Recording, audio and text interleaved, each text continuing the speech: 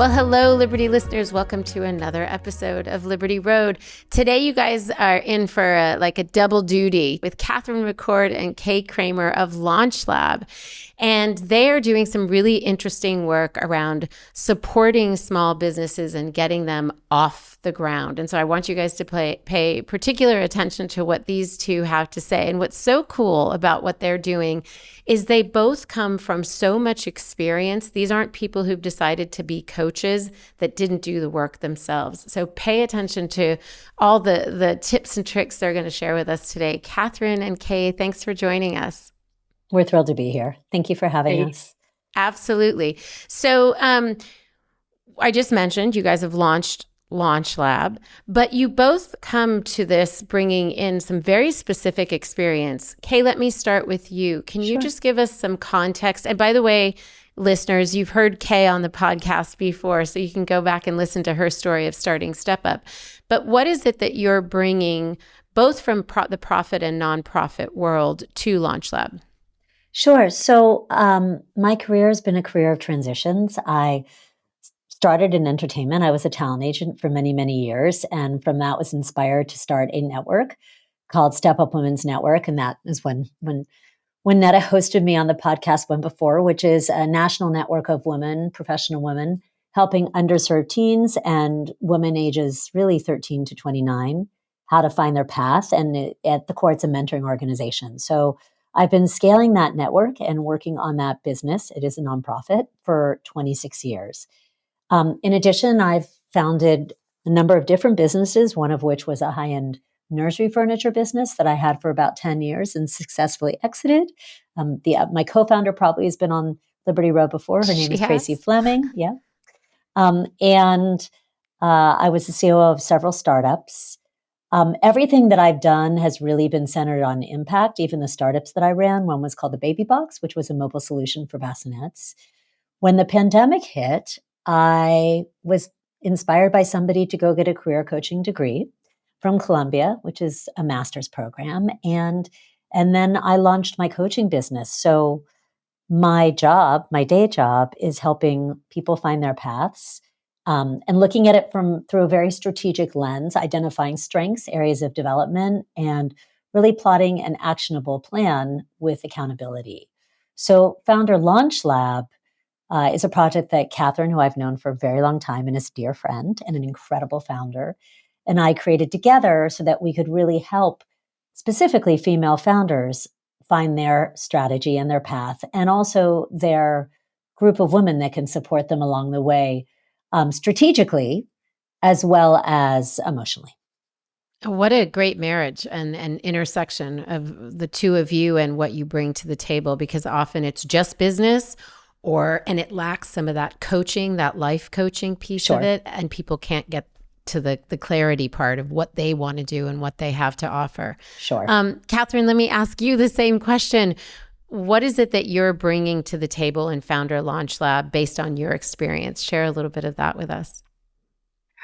Well, my third career is the one that is probably the one that has me here today. I mean, I had two careers that started when I was 16, 17, and then a second one. And then after 9/11, I went to culinary school and had my first child and realized I could feed adults, but I had no idea what the heck to feed a baby. So weelicious was born. And off of that, I built a family food media company, wrote 4 books, worked with tons of brands. So kind of all this layered experience, and especially working with different brands. And then off of that, I launched One Potato, which is a family-friendly meal delivery company. And so even for myself, I had never raised money. I'd never scaled more of a VC-focused business, and learned a ton along the way. So when Kaye and I connected for Founder Launch Lab, it was really with the intention to watch other founders grow their businesses and really accelerate through some of the things that I had done right and that I had done wrong. So, I look at any sort of pitfalls that I've had along the way as wins for other founders. That's a great way to look at it. And really, if people are able to get that education from the two of you, the years of nightmares and hassle, Ooh. but also the money that is being saved, right? Sometimes we think like, oh, I can't afford to do that now. I can't afford to get that support now. But in actuality, that's what's going to save them thousands and thousands, if not hundreds of thousands of dollars. And again, to my earlier point, because you guys have been there and done that, we're getting that coaching from people who actually know what it's like to be in the trenches, what it's like to raise money, what it's like to hire people, to let go of people, to work with people that are contractors. So what a gift to all of us who are on the other side of growing businesses. I have to ask, it's clear that you guys had a relationship. How did you come together and say, yeah, the next thing for us or the additional thing for us is going to be Founder Launch Lab? Like, how did that conversation go? Catherine and I have been friends for years. I met Catherine through her husband and then through school. And Catherine and I share this love of starting businesses and female founders. So we are both engaged in a lot of networking groups. I obviously started a networking group, but also specifically female founder networking groups. And we've really enjoyed the experience. We're in an active class right now together.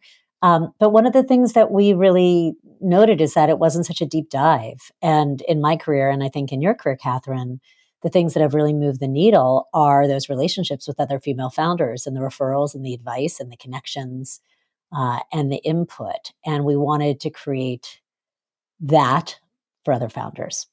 Do you want And especially, I think female founders, it's often I have seen women not wanting to ask the questions, not wanting to be vulnerable, not wanting to put themselves out there. And these are the questions that really take you to the next level of building your business. So we wanted to create a safe space, not to be too woo-y about this, but a place where you can be as vulnerable as you need to be. You can go for the asks to really, over 9 months, see how you can grow your business from here to there with those goals right up front. And when you talk about those relationships, I think one of the things that is key in that safe space is when people are asking those questions out loud, I have to believe that what's coming is not just the answers that the two of you give, but other people in the room, whether it's, oh, I know that person, or, oh, I've been through that myself. What it affords people is not only the ability to expand their network, but that they're actually being seen and understood by other entrepreneurs. And it can be a very lonely road. As someone who's lived this for a long time, that's a real gift. Well, and you see the women that are part of the lab. They're just so excited to be with other people in the room, and that's part of it. It's not just the work that we're going to be doing every month. It's we want them to be connecting outside of the lab to really help and support and propel each other's businesses. Yeah, it feels like it's like the new version of the old boys club, whether it was golf or cigars or whiskey or whatever they did to create those very organic networks and then allow themselves to grow their businesses, their ventures, get jobs, get deals, do, collaborations together. You guys are creating that opportunity for women. We are, but there's also a curriculum. So I think that there's, a lot of us jump into businesses. I know I did this with every business with really big holes in my knowledge. And then as Catherine pointed out, maybe not so confident about raising my hand and saying, hey, I don't understand a cap sheet, or I don't understand how to raise, or I don't actually understand how that piece of marketing works. Any of the above, So really being able to go from A to Z on the fundamentals of scaling a business. Some of it might be review, but you can always go deeper. And then our goal is, and we will have experts from every class, every module of curriculum. There will be an expert from the industry there as well to help teach it. So I love that you guys have that in real life, that this is not all created to be a downloadable course that has Right. already somebody's pre-recorded, but it's Right. something that's dynamic and active, and you guys are available for those people along with this curriculum that you've spent time creating. Yeah, so it's a 9-month course, and there'll be a couple of larger group meetings. And then there'll be a monthly Zoom, likely, maybe in person. But then there's also 6 additional coaching sessions with either Catherine or I, depending on what you're interested in. Wow. So it's a real deep dive into your business. And really, your business challenges are the cohort's business challenges. Everyone's going to be working on each other's businesses. It'll kick off with a CEO assessment, which I'll administer, so you can really get a baseline on your strengths and your areas of development and what makes you tick. And those are also, not only are they designed to help you understand yourself, but they're also designed to help you understand your hiring needs. So it's a puzzle that fits together. These are my strengths, but I really need a COO that can do this, because that's not an area that I'm going to invest my time in my own personal development. So that will set goals both with respect to personal development and leadership skills, as well as actual business goals. And first of all, the objectivity of having somebody point out those gaps for us is so important. But I would also say that once you identify those holes, whether you've done a SWOT analysis or whatever, we often don't know where to go from here. Exactly. So, Catherine, maybe where do you send people like who don't have the money, they're bootstrapping everything? Kaye has helped them identify these holes, and how do they fill in some of those gaps when they're in a place of great need and not a lot of resources? Well, I mean, best advice ever given to me that I always throw out is ask everyone, be vulnerable, and don't be scared to ask your brother's cousin's sister if that person works somewhere that might have a connection for you. It's really being able to just put yourself out there and know that you're going to have a lot of doors slammed in your face, but there's also going to be many that will be opened from you just putting yourself out there. Yeah, absolutely. I was just telling somebody that after our event, which you guys were both a part of, thank you, that someone came up to me and said, "How do you know all these women?" And I was like, well, let me tell you, 50% of them I've had a relationship with over years. Somebody introduced me to them, and Kaye, you and I are case in point. And then Catherine, you and I are case in point on the flip side, where it's like, I'm going to slide into that person's DMs and hope for the best. And then what do you know? Kaye and you know each other, and now we know each other. But it is just reaching out, being vulnerable, identifying people who can move the needle for you, but also offering those people something in return. Like how can we support one another in this? Absolutely. Well, women are really good at that. I mean, it is sort of a superpower. So, once we have community and we get together and we're talking, I think a lot of women really want to support each other, and no two businesses are the same, even if they're somehow connected in a certain way. So it's really important to just be able to, just ask for help and know that it's like a give and a get.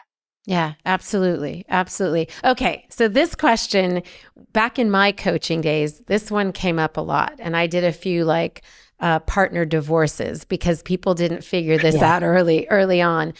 But you guys, you talked about your friendship. You talked about each of you wanting to support entrepreneurs. So you're sitting down having a cup of coffee, a glass of wine, tequila, who knows? And you decide that you're going to do this venture together. What did you guys do to make sure that the friendship was protected, that you had a good idea in place, that you were each bringing strengths to this to protect the business partnership, but also the friendship? Yeah, the truth is, I've had a lot of partners, as is Catherine, and we didn't really need to do much. We're both 100% on the same page. And it's much easier when you're helping other people. We don't have a business like this. Yeah. This isn't a revenue generator. Yeah. We're not This is like our service component to our careers. It's a different kind of a business. Yeah. That's actually a really interesting point for those who are listening, who are thinking about what's next. This podcast, after all, is hitting women who are in their middle third, trying to consider what is next for them, for themselves. To say, okay, if I do something that's in service of others, what does that partnership look like? How do we bring something to the table? If I do something that isn't a revenue generator, or if I have something independent of that other person that is my baby, and then the two of us bring something else together, that you kind of have these two sandboxes to play in. That's my sandbox where I do my own thing, but this is ours together. So that is how it is. I mean, in any partnership, always recommend a partnership agreement, really outlining from the charter of the business and setting things up, crossing your T's and dotting your I's. Having those contracts are really important. This business actually does not require it. Yeah. So it's a bit of an outlier. Can you just speak a little bit more to what do you mean by charter for those of us who haven't done a partnership agreement, who are thinking about doing something with a partner that is not necessarily a service or a nonprofit sort of opportunity? What is a charter and what's so important about that? It's the business purpose and it's outlining your roles. Now that can be fluid. You know, when you start a business with somebody, you don't really know if it's someone you haven't worked before. You're not really sure, okay, in theory, I'm going to do this, I'm going to do that. And then it can evolve, but you have to be really clear on the why of the business, what the goal of the business is, and then what each of you are bringing to the table. Especially if there's an equity and investment. I think Catherine and I have both been in that scenario before too. And you just have to be really clear and clean on paper about what that means. That's great advice. And you should have been there to give it to all those people that I was helping on the back end. I'm helping a founder unwind a relationship right now that there's an inequity and the paperwork just wasn't done right. You know, you just have to you have to invest in, there are two things you really have to invest in when you're starting a business. One, you have to invest in your legal work. You just have to, and you have to invest in your bookkeeper. Yeah. You just have to. Those are two things that if you do not get off on the right foot, they really can kill your business. Yes. They are the number one things you need to invest in. And even if you think you're good at one of those things, maybe you're an attorney who's whatever, you just don't have that objectivity. And also you're too busy running the business. Somebody else needs to mind those things. Those are the two places you do not try and save cash on. They are the investment hooks. Good to know. So Catherine, Kaye was just talking about what each partner brings to the table. And actually, even at the top of the podcast, Kaye was talking about when you're looking at CEO, founder strengths, there are these gaps. And you've got to fill for these gaps. What would you say is the strength that you bring, or one of the strengths that you bring, and what does Kaye bring to the table that's unique from what you bring? I think that what I bring is probably just experience in a very different way. Kaye has more experience in operations. I definitely have more experience in marketing and media, storytelling, branding. Kaye is like fantastic at HR, really digging in the weeds. I think from a legal fundraising, we're probably pretty equal. So it's interesting with the curriculum for Founder Launch Lab. I would say that it's overall, it will be 50-50 if you look at week to week, and some of the incredible experts we're bringing in, they're best in their field.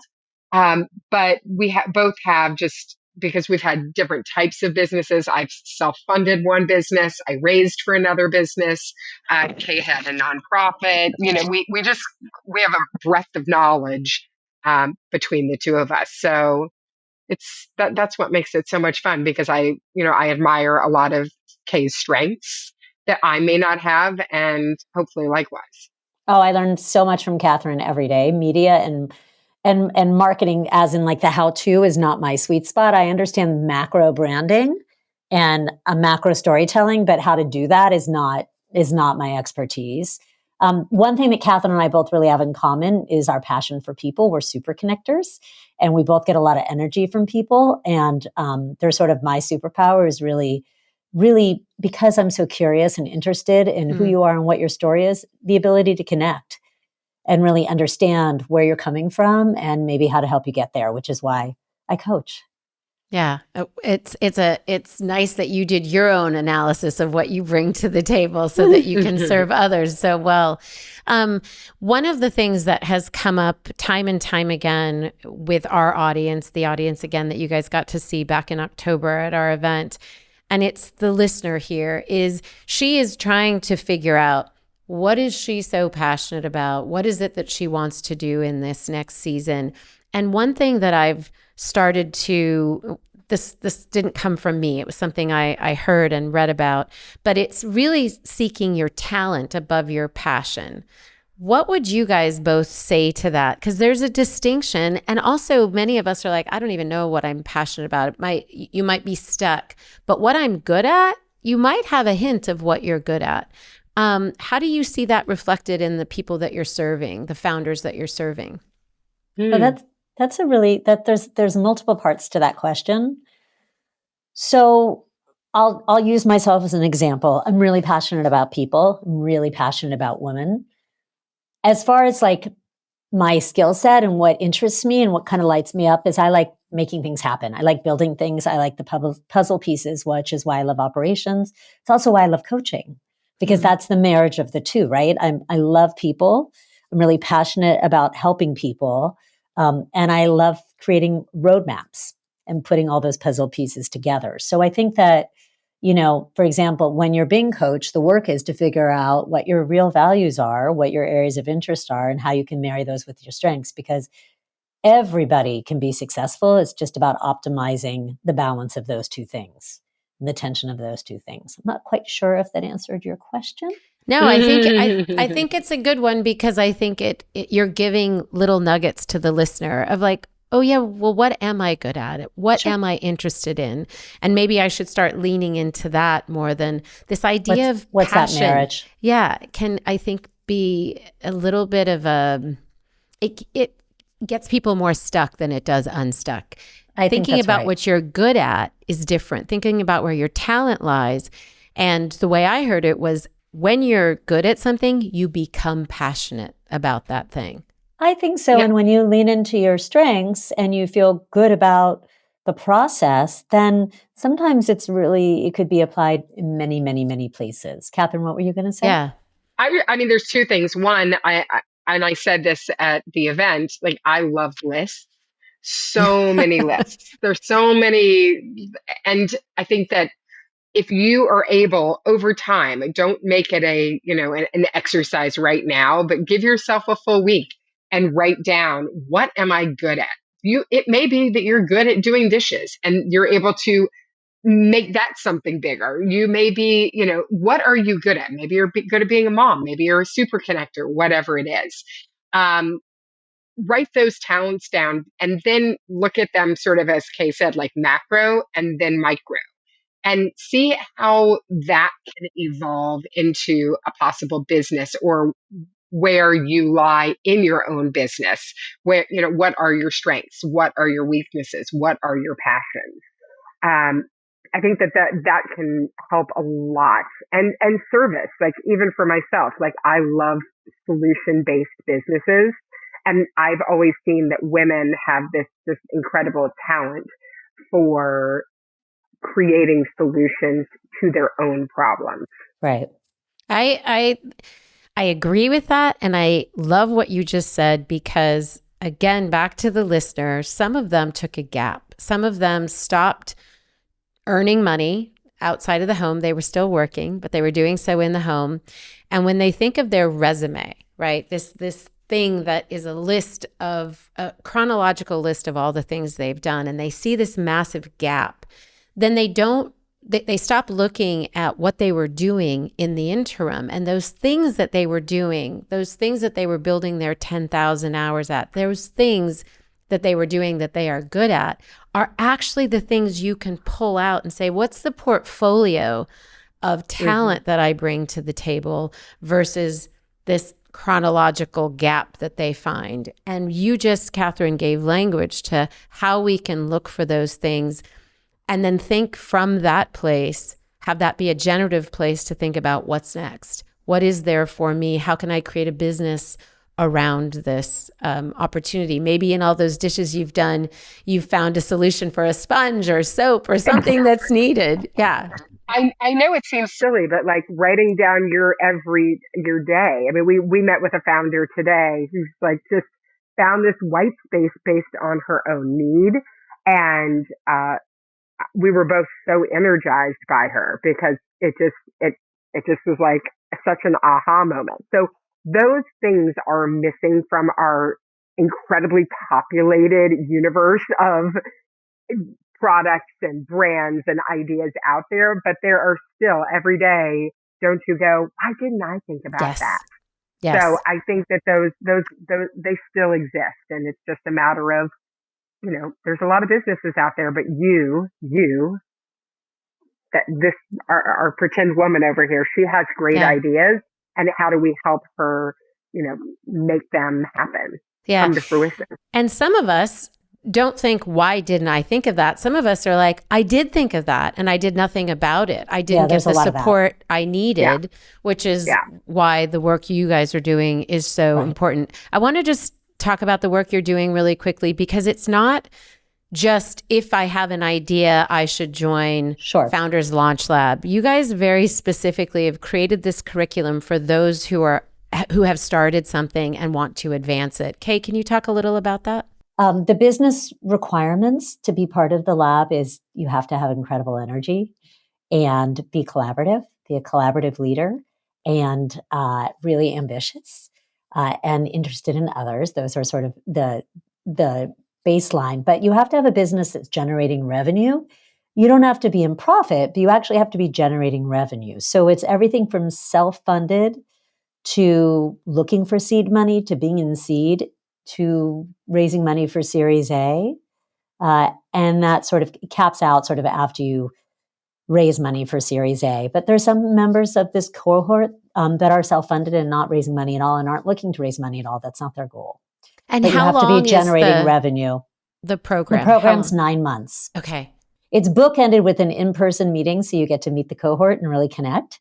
There'll be monthly classes online. We have a couple members of this cohort from out of state, so we'll probably Zoom most of the intermittent sessions. We may do a couple of in-person gatherings, depending on the appetite of the group.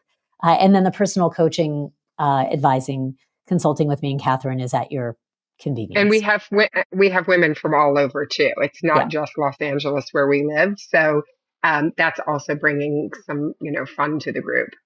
Fun and probably really informing, depending on the businesses in the group, informing people outside of, we can get in a little bubble here in LA, but when somebody in Albuquerque says, we don't have anything like that here, it kind of adds energy to whatever that person was thinking. It opens their world a little bit more, because we can get a little insular and think, this is how the rest of the world thinks. And so it's that's a value. Not, no, it's not. It's not being in this area. But if you're interested in joining the cohort or joining one of our cohorts, please reach out. We'd love to meet you.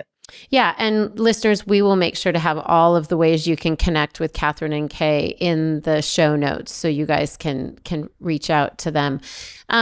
For those listening who are thinking their age is a liability, who are thinking, you know what, I tried, it's not going to work. I need to let go of that dream. That ship has sailed.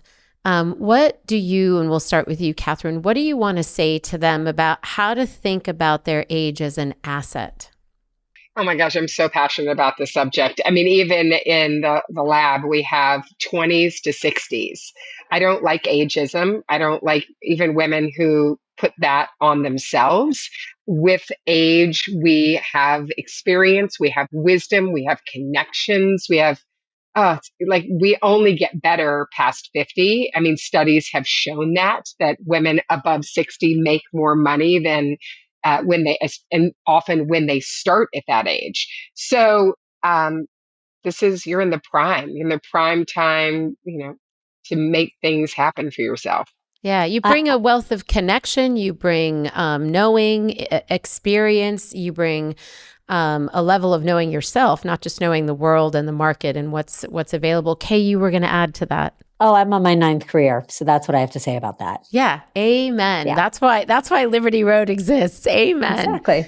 Well, Kaye, let me ask you that actually Sure. too, because I think it's an important question. How would you answer a woman who thinks her age is a liability? How would you reframe that for her? I would reframe it exactly what you said, that there's no such thing as a liability. It's all about being intentional about your purpose and looking at all of your strengths and all of the things that you've accumulated all the years. Let's break down all of your pathways and pull out your strengths and then look at how we can apply those to your next venture. And you will see that it's not a liability, it's an asset. Yeah. Yeah. Again, amen to that. Okay, so I'm going to ask you each this last question. We have to ask it on a podcast like Liberty Road. Of course. How has launching Founder Launch Lab, Kaye, I'll start with you. Of course, Sure. we know that you launched Step Up, and there were plenty of businesses in between that you launched, that you CEO'd, that you helped other people to launch. But how specifically has launching Founder Launch Lab liberated you as a woman? Well, I think just being able to take all those gifts and learnings and give it to other women. I mean, it's so energizing meeting all these different founders. It's actually incredible. I needed that in my own life, that jolt. So I found that to be incredibly liberating, because as a coach, to be able to have the opportunity to connect with all these different women in different industries and offer them this kind of opportunity is incredibly meaningful. And also just to be able to work with a dear friend as such a shorthand and a rhythm, that's liberating. You know, how many jobs and careers and businesses have we all had where it was just, you didn't look forward to picking up the phone. You didn't look forward to being in the office. You didn't look forward to the brainstorming sessions or getting the work done. And this is the opposite. The highlight of my day is when I get to work with Catherine. And just when you were kind of giving us language or talking about your own vetting process within Founder Sure. Launch Lab, the first thing you said was energized women. Energized. So that's a big thing for you, and you value it so much that you're requiring it from other people to bring into the cohort. You get what I have always said, even back with Step Up in the beginning, you get what you put into something. Yeah. That's what you get out. For sure. For sure. Catherine, how about you? How has launching this, how has working with Kaye, how has working with these women liberated you? You've launched other things as well, very successfully, had, weelicious and One Potato and all these things. How has this been unique in liberating you, the woman? One of my favorite things I've ever done in my life is being a mother. And I think that it's very similar. It's like watching your kids, like you have all this opportunity. You're just like this raw, amazing, delicious brand child, whatever it is, and very nascent. And it's just getting to watch these milestones happen. That to me is the most exciting part. So, within this 9 months and within meeting all of these incredible women who are so dynamic, just having, I see when we're meeting with them that they haven't had anyone believe in them. They haven't had someone cheerleading for them. They're holding their families, their businesses. And so just to be in that place where we get to cheerlead and I get to be alongside Kaye, holding her hand, cheerleading for these women is really just this, it's incredibly exhilarating, and watching them do the work, and any kind of tidbits we get to give them that they decide to add into their business. It's just, there's nothing like it. So, we're just looking to see their success, hopefully be an ounce of our success. Yeah. You guys are reminding me of, do you know the book, Unreasonable Hospitality? Mm-mm. No. You're reminding me of it. It was written by, it was an Easter egg in the show, what's the show? The Bear. The Bear. Oh. It was an Easter egg in one of the episodes, and was written by somebody, Catherine, that you would know, and it's escaping me. But okay. I had our team, before we launched our first event, I didn't have them read it because that was a lot, but I would share tidbits from them and say, when these women come into our events, we are there to see them. We are there to hear them, because they don't live in a space in a world where that's usually the case. Right. And what you guys are, the way you're creating this cohort, the way that you're from the curriculum to the one-on-one sessions they get with you guys, it's reminding me of the book that what you're doing in nurturing and developing them is seeing them for who they are, supporting them for what they can be, what they're capable of, helping them find those gaps and people that can fill those gaps. And it's just reminding me of that book. You guys should both read it. I think you'd appreciate it.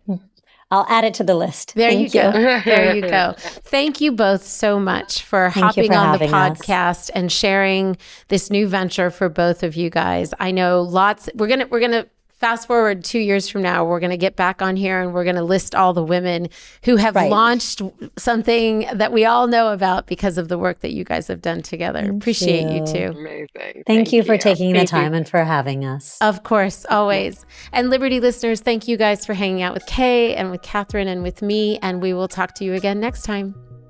Bye for now.